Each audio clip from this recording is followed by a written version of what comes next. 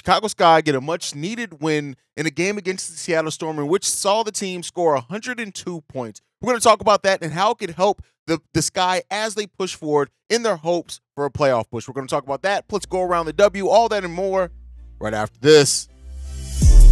Welcome to Chicago Sky Central, and here's your host, Haize. What's going on, Sky fans? Welcome to another episode of Chicago Sky Central, your number one spot for everything Chicago Sky and WNBA related. I'm the host here, Haize, and on today's episode, we're going to go ahead and get into the topics for today, right? So the Chicago Sky have been struggling. They had a 5-game losing streak, which they snapped last night against the Seattle Storm in a much-needed win. The schedule doesn't get any easier for the Chicago Sky as they are now 1 game behind the Los Angeles Sparks for that last playoff spot. And considering that they have 1 game left against the Sparks, the last few games of the season, the last 7 games of the season are going to be highly important for the Chicago Sky to try to make a move in and try to see if they can make the playoffs. But let's talk about the game against the Seattle Storm, right? A game in which they saw Kahleah Copper not even have to do a lot of the heavy lifting considering the run she's been on. She goes 5 of 14 in this game, 12 points, 5 rebounds, 3 assists, 4 steals in this game, contributing. But the scoring impact, that was carried by Dana Evans. And me and Steve-O, we've talked a lot about how we thought that, Dana Evans was going to come in, especially with the way that she scored overseas, and really flash a little bit of that scoring ability. But it's really been Dana Evans' defense this season that's really made the most impact. But she did both in last night's game, going 7 of 11 from the field, leading the Chicago Sky with 23 points, 8 assists, 1 steal, only 2 turnovers in that game. Listen, she came in and she did what needed to be done. It was good to see Dana Evans play the way that she played, right? Going 4 of 6 from the three-point line. I already said 7 of 11 from the field, and just really showing that scoring upside that we've all known that she's had for a while. That's not her role here on the Chicago Sky team, but it's nice as a reminder for those that don't know, the uninitiated, you may say, that Dana Evans can absolutely outright ball out, right? She is tough on both sides of the ball, and it was good that last night when they needed her, she stepped up in a major way, hitting 4 of only 9 three-pointers made by the Chicago Sky in this game. And let's be clear here, this was a Chicago Sky team that did not shoot the 3-ball well last night, going 9 of 25 for only 36% overall from the field. But, hey, they got the win. Not going to harp on a lot on the negative with that one. Ruthie Hebert as well coming off the bench with 7 points, being the second leading scorer, at least off the bench. Marina Mabrey chips in 19 points, going 7 of 15 from the field in this game. 5 rebounds, 2 assists, 1 steal, 1 block. She played the way that we needed her to play. Marina Mabrey, just one thing that I've learned about her, this is my first season watching this many games from Marina Mabrey, is that she's a very passionate player, right? And she's a petty player as well. And I mean that in a good way. She comes in and she likes hitting the daggers over other teams when they're giving the Chicago Sky the work. And she came in and played a big way. And this was the game that the Sky needed, right? Courtney Williams before the game saying that the panic was the word of the day as the Chicago Sky are trying to figure it out on how to still make the playoffs. And so, they went on a 5-game slid. Before this slide, they were, I think they were 2.5 games above the Los Angeles Sparks before they started losing all these games. The Sparks, who are playing some of their best basketball here recently, have overtaken that last playoff spot from the Chicago Sky. And, the Sky, it sucks to see them kind of wither away that lead they had over that last playoff spot, but it is what it is. While the Sky went on a 5-game losing streak, the Los Angeles Sparks went on a 4-game winning streak. And so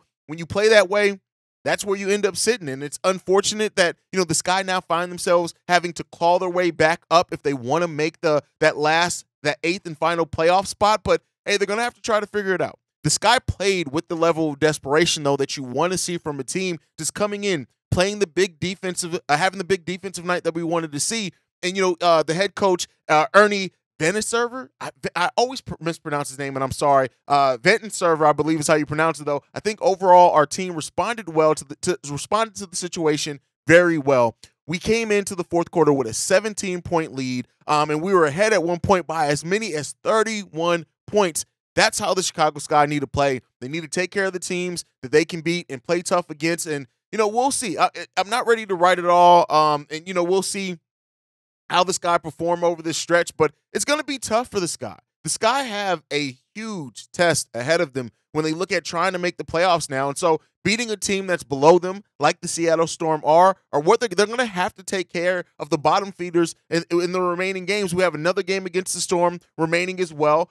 We got, so overall, our last 7 opponents, we got the Aces, who we already know are a tough matchup for anybody in the WNBA. Heck, you got Asia Wilson dropping 50 pieces on people. We got the Seattle Storm again, the Sparks again. That game against the Sparks is going to be extremely important, especially with how close they are in the standings. We got a game against the Liberty, a game against the Fever, the Lynx, and the Connecticut Sun to end the season. That's what's left on the Chicago Sky's docket. That is not an easy stretch by any. It's just not. We only played 2 teams in that stretch that aren't slated to be playoff teams, and that is the Storm and the Indiana Fever. The Sky are going to have to take care of business. That's just it is what it is. And so as somebody who came in, and I had a lot of faith in the Chicago Sky and their ability to make the playoffs, earlier in the season with the branded defense and everything they played. But, man, it's just been really tough. It's been really tough. But to get back to this game, the way that Elizabeth Williams continues to just rebound, play defense well, be that defensive anchor for the Chicago Sky,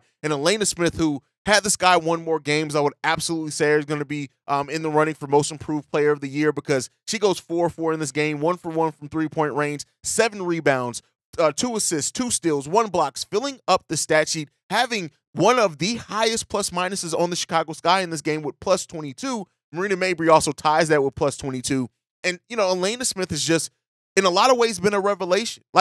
She's been everything that we wanted Ema Mieseman to be, and Ema Mieseman was at points in time, right? I don't want to, crap on her at all, but she's been that consistent throughout the whole season, always finding a way to impact the game, especially defensively, and having a front line of her and Elizabeth Williams, it helps the Sky so much because our point of attack defense isn't always the best, right? We have the defenders, the tough defenders at the point of attack, but we haven't necessarily played that way consistently. So rebounding has always been a big concern for the Chicago Sky, and a big key to them having success is rebounding the ball well against other teams, protecting the rim when they can. And Elizabeth Williams has been such a highly important part of that. And, just seeing the season that she's had, that Elizabeth Williams has had, that she's just a defensive monster. And, seeing her and hopefully Izzy Harrison out there together next season, because at this point, 7 games left, we already know Beck, Isabel Harrison, they're not going to return this season. And because of that,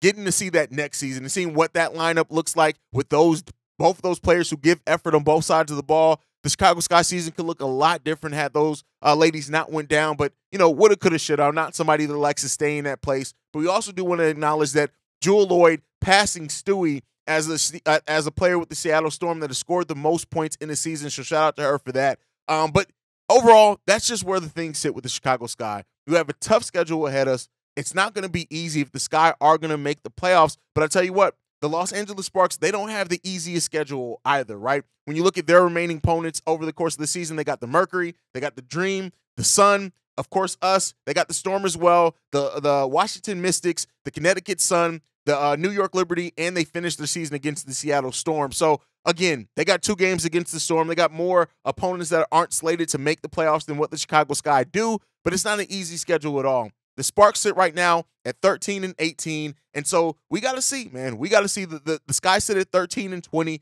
So, we'll see how those games end up shaking out for both teams. 7 games left for the Chicago Sky, and this is one of the most important 7 games. No, I'm going to say one of the most. This is the most important 7-game stretch for the Chicago Sky all season now, because it's all come down to this. And I've said it before. I said it when we had 10 games left. The Sky need to go at least 500, right? 5-5 to really solidify that playoff run. Now, with the Sparks being ahead of them, they need to win that matchup against the Sparks, absolutely.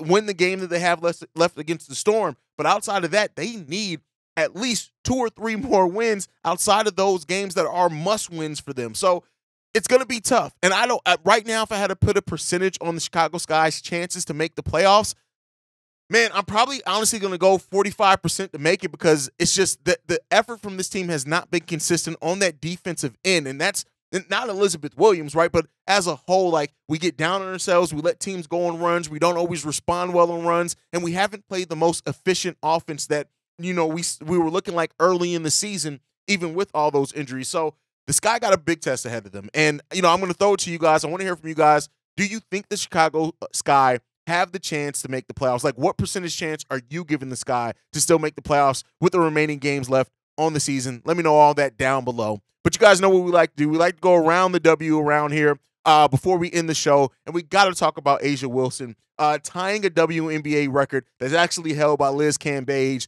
really enough, of scoring 53 points in a game. In this game, Haize Wilson going 16 of 23 from the field, making only one three-pointer, her only three-point attempt. She's only shot 5 3-pointers this season, or made 5 3-pointers this season. She went 20 of 21 from the three-point line, and she's just the second player in WNBA history to make 20 or more free throws in one game, tying Cynthia Cooper, who did it with going 22 of 24 in 1998. That's how long it's been since a WNBA player hit that, and Haize Wilson is so good for the WNBA. I've said it and talked about it before. She's good on the floor. She has the skill level to do it. She has the personality to do it, right? All those things to go into being a big star on the best team from this season in the WNBA. She's done it all. And so Haize Wilson getting this accomplishment, hats off to her and what she's able to do. The Aces are probably going to win another WNBA title. Now, the New York Liberty seem to have their ticket, right? But as we know in playoff scenarios, a lot of times the team that wins the regular season matchup doesn't always win in the playoffs. So, we'll see how that happens, but it seems like we're on that collision course for those to be the two teams to get to the finals. And we'll end up seeing Haize Wilson, who just deserves every bit of the accolades and everything coming her way because she is such a good steward for the game, right, of basketball. And she has that attitude that you can bet on, that's marketable, all that stuff like that. And I really hope the WNBA does a better job at marketing her and the Las Vegas Aces and the New York Liberty at that, for that matter, just as teams that, right or wrong, super teams, they get the casuals in. And so, especially, and then when you have stars on top of that